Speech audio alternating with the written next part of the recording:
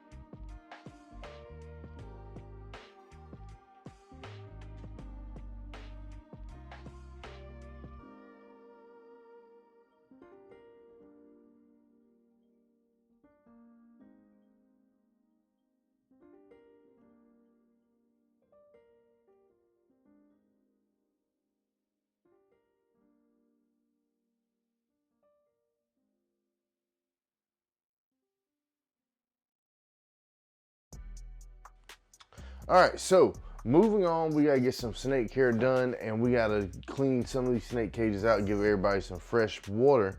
So I think what we're gonna do, we're gonna start with the copperheads that we have here, the baby ones at least, because I didn't notice that these guys had a little bit of poop in their cages. So I wanna go ahead and get them cleaned out. We only got a couple of them that really need cleaning, but everybody else needs fresh water. So we got one of our copperheads is inside the little tube here. And the other one, this is his home, is doing his little thing over here. Got a little bit of water, you know, the usual, couple of various things. Then you got mom and dad over here doing their thing as well. Pretty gorgeous looking snakes if I do say so myself. I can focus on him, there we go. And then, last but not least,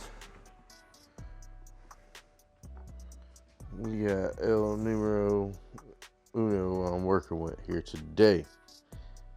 Awesome little specimen of a copperhead.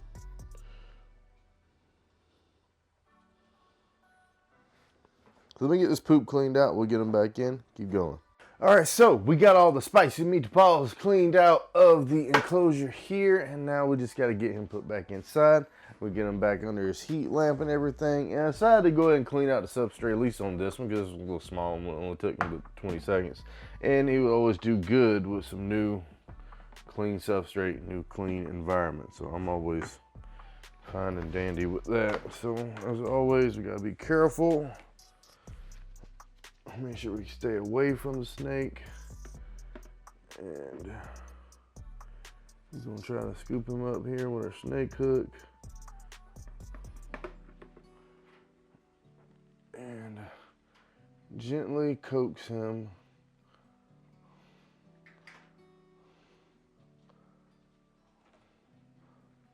back into his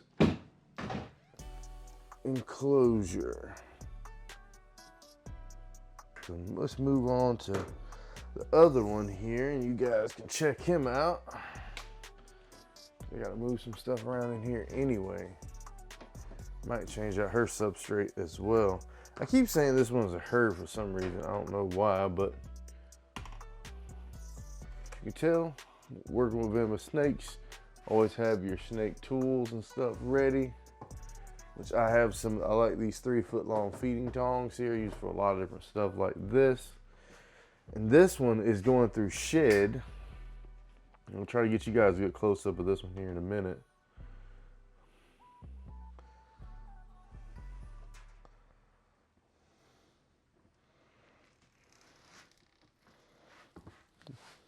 Jeez Louise. Jeez Louise.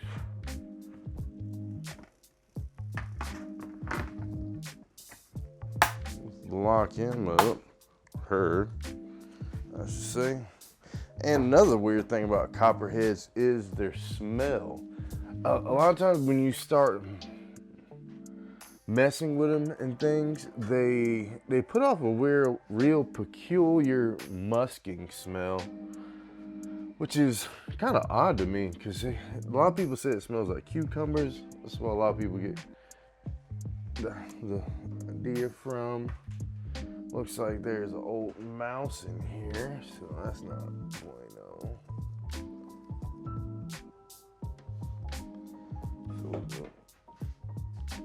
And his tail broke. That's disgusting.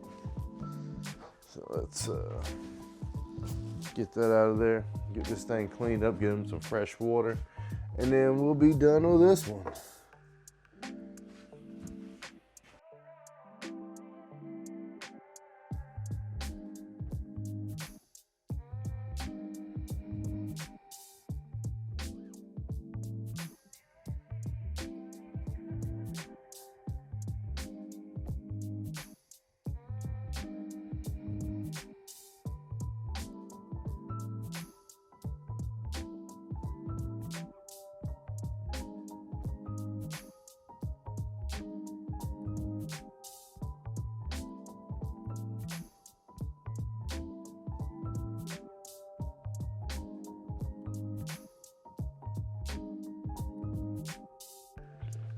All right, so I got all the snake poop and everything cleaned out of this enclosure. So now we can get our snake back inside as well. We want to open it up with our snake facing away from us. And we get our snake hook here.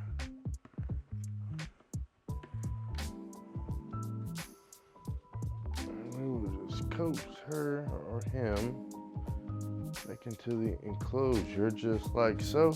And I'll grab you guys and get you up close and personal with the old snakey snake. As you can tell, guys, this is the snake that's in shed. It's kind of more of a duller color compared to the other one. And the snake's eyes are a little bit of a blue color and kind of hazed over. You can kind of get a good glimpse of them here. Still an awesome species nonetheless.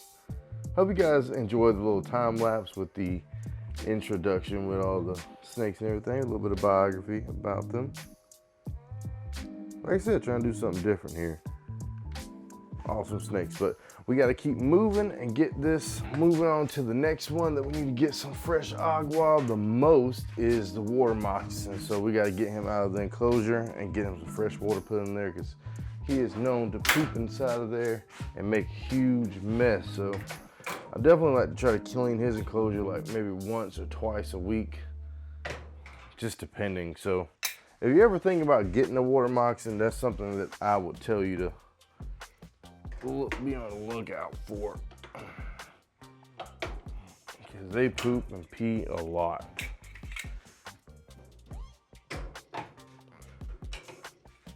There we are. And then we'll take out the big wrap.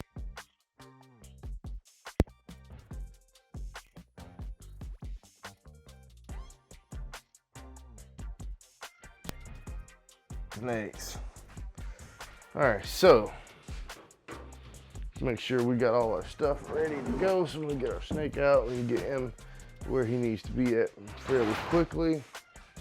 Got our snake hook ready.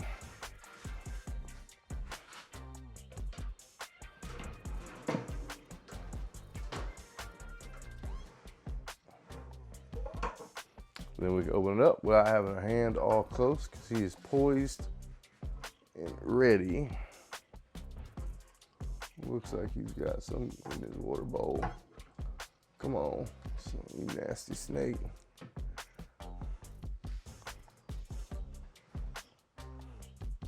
Nasty snake.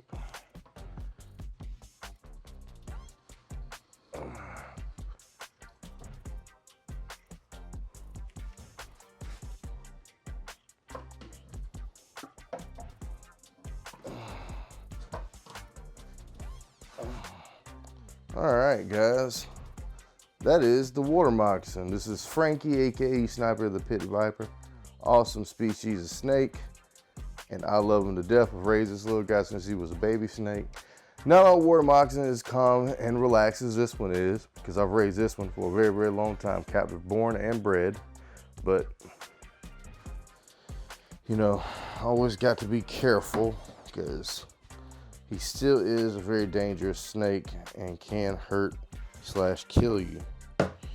So get him in there and get our top here.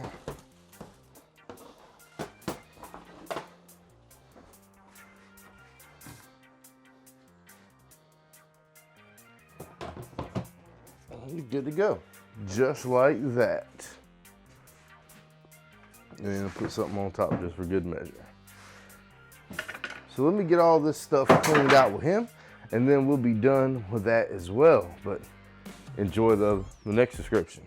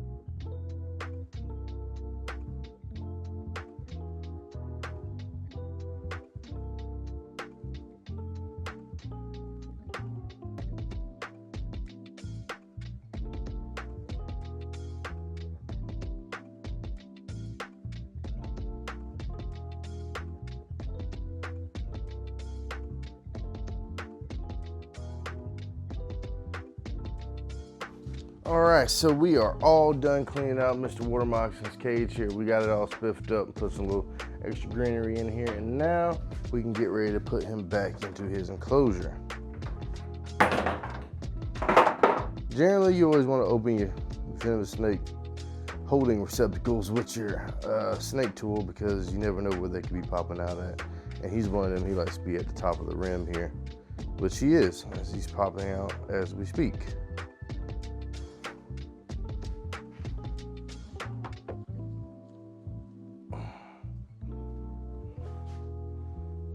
Hopefully we can get him into his enclosure fairly easily. As you can tell, that's the water moccasin, guys, the Chlrohexadine piscivorous, awesome snake. Here, come on, you need to go in your home.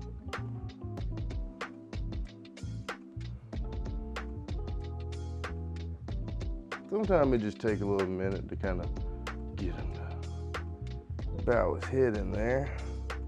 And then if he ever goes sideways, he's through, so then he's in there.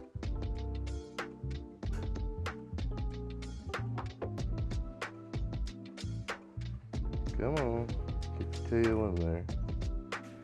And then this side has the lock on it, because I'm not gonna get both sides. Pick that up. And then we can get that out of here.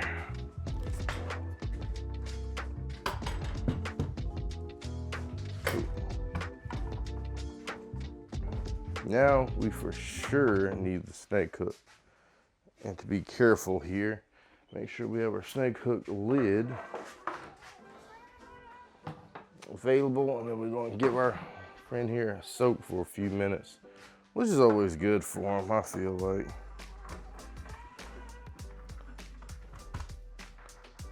Come on. Now this is the Eastern Diamondback Rattlesnake. This is one that's wild caught. I caught this one here myself. I've been raising this one up to try to see if this is a female, which I'm pretty sure it is.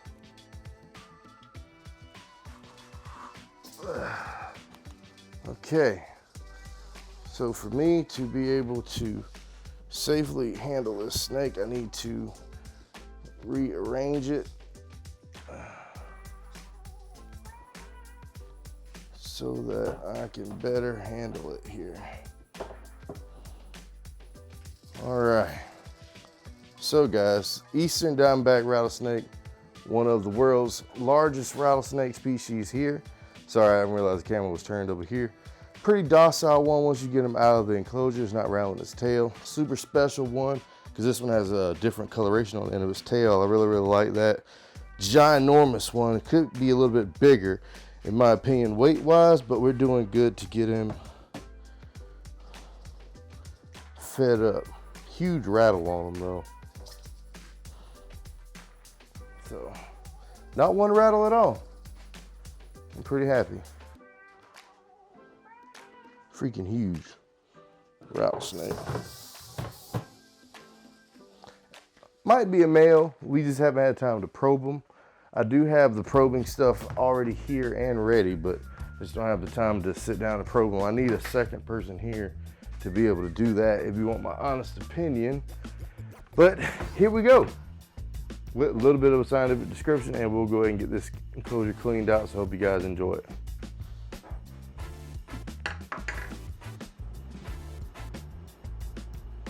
I think that looks good. Having a little bit of greenery in here. Ain't never hurt nobody. I think that's really all I got for decor. And then this cool behind Tyrannosaurus Rex skull that's gonna go in here. Gonna put that bad boy like right there and slap dab in the middle. I like that a lot. We'll just add that in there. Picked that guy up at a Hobby Lobby.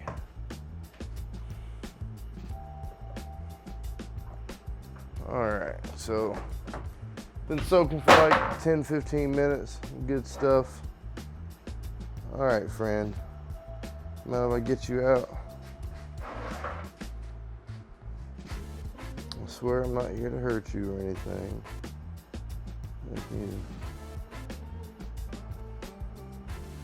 Get you out of this current enclosure that you're in. You super massive freaking snake of the eastern diamondback. So let me readjust my friend here. That way we can better suit him a little bit more. I want to support him a little bit further up his body than I am. All right, cool. But I also don't want him to get too close to my hand.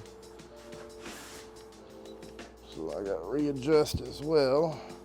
But we're going to get this big guy or girl into the enclosure, not mess with him too much.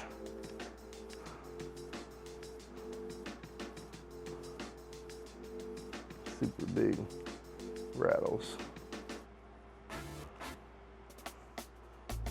It's probably like looking like he's gonna go through shed soon. It's looking kind of dark, so that's a good thing. So it's probably really, really good that I soaked her. Relax, geez Louise. You don't have to be so testy, my little snaky snake. I guarantee you. Ain't nobody here to mess with you.